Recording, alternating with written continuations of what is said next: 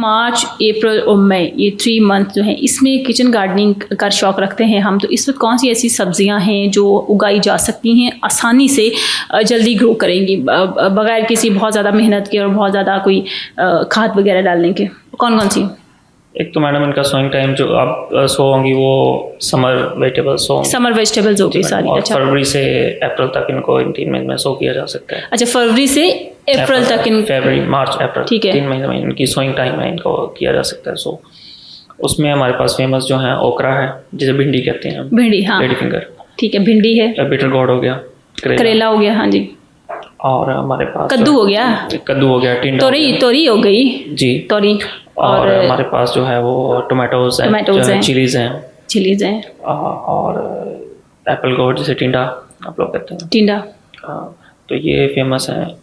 इनको बैंगन बिल्कुल, बैंगन भी लग सकते हैं, बिल्कुल मैडम, एग प्लांट लग सकते हैं, लोग अक्सर करते हैं। अच्छा, ये घर में हो। अच्छा, ये इसमें बहुत सारी चीज़ें हैं जो बहुत सारे बच्चों को नहीं पसंद होती, इसके अलावा और कौन कौन सी चीज़ें जो हैं किचन गार्डनिंग में होनी चाहिए जो बच्चे भी शौक से खा ले?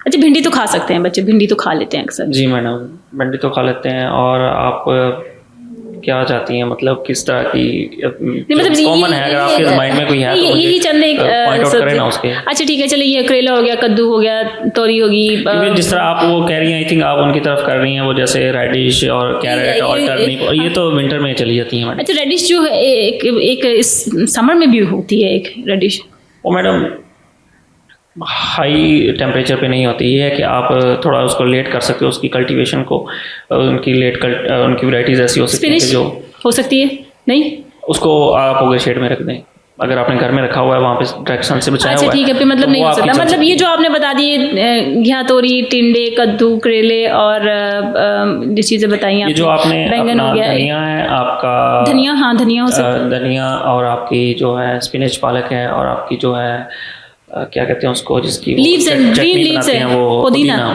इनको आप अगर बचाया जा सकता है, इन ग्रो करेंगे अगर आप इनके वो शेड में आप तो हम नहीं करें ना, मतलब अगर हमें लग रहा है कि ये हमारे गार्डन, किचन गार्डन में होने चाहिए, तो फिर हम इनके लिए शेड्स का बंदोबस्त करें। अगर आपको लग रहा है हाँ, अगर नहीं तो फिर ये विंटर्स में हम कोशिश कर सकते हैं कि इनकी ग्रोथ हो। ठीक है। अच्छा, इनके लिए खाद क्या होनी चाहिए, और कितनी देर के बाद हमें ये वेजिटेबल जो है हम उतारना शुरू कर सकते हैं, बन सकती हैं, उग सकती हैं?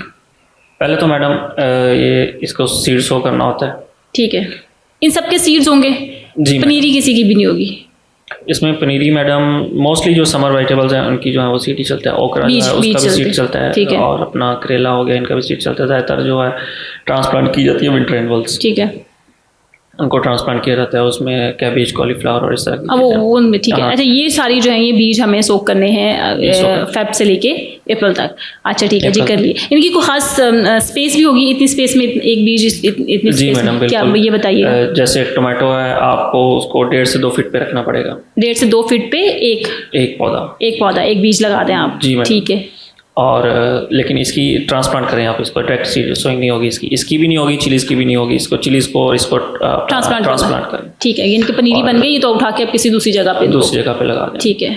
और जैसे चिलीज हैं, इसका थोड़ा साइज छोटा होता है, इसको आप 1 से 1.5 फुट तक कर सकते हैं। ठीक है। तो इसी तरह आप जो है वो ओकरा है, उसको भी 1 फीट से 1.5 फीट तक अपना जो है लेडी फिंगर, ठीक है, इतना फासला। तो आपको इन प्लांट से आइडिया हो जाएगा कि हमने किस प्लांट का कितना जो है वो, और जो जिनकी बेलें होती हैं उनका, जिसकी बेल है, करेला है, तोरी है, उनका भी जैसे करेला है मैडम, उसको 1.5 से 2 फीट आप रख सकती हैं। लेकिन ये कि आपने बेल को फिर किसी चीज़ के ऊपर उसको ट्रेल करना है, किसी ट्रेलिस के ऊपर जो है ना उसको आपने ट्रेन करना है। ठीक है। या फिर आपके पास बेड होना चाहिए जिसको जमीन से थोड़ा सा, मतलब ग्राउंड से थोड़ा सा ऊपर हो, जिसको पानी ना टच करे। ठीक है। और उसके फैलने के लिए जगह हो। सही है। 2 ऑप्शन हैं इसमें, आप एक ट्रेलिस यूज कर सकते हैं वर्टिकल फार्मिंग में, और दूसरा अगर आपके पास नहीं है तो आप उसको जो है कुछ लकड़ी का कोई बेंच या कुछ, वैसे मिट्टी का बेड, अगर आपके पास खुली जगह है तो आप मिट्टी का बेड बना दें, तो थोड़ा सा हाइट पे, ग्राउंड से थोड़ा सा हाइट पे उनके लिए, करेलों के लिए अलग से, तोरी या बेलों के लिए अलग से।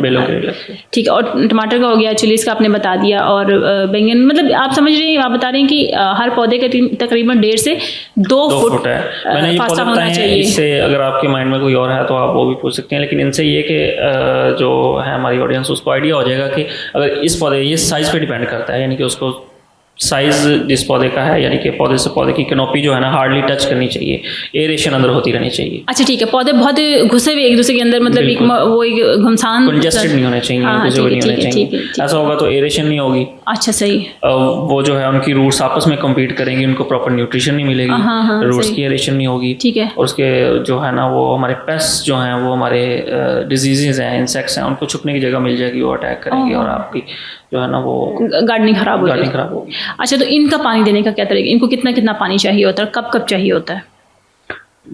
जैसे मैडम समर है, इसमें तो आपको फ्रिक्वेंटली जो है डेली, अगर तो आपने पॉट्स में लगाए हैं तो आपको डेली देना पड़ेगा। पॉट्स में लगाएं तो डेली देना पड़ेगा।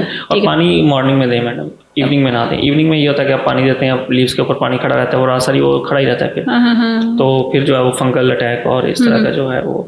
हमारे बड़े भी कहा करते थे कि पानी सुबह देने, शाम के वक्त पौधों को दोपहर में भी नहीं देना चाहिए, बहुत ज़्यादा वो वेपोरेशन हो रही होती है।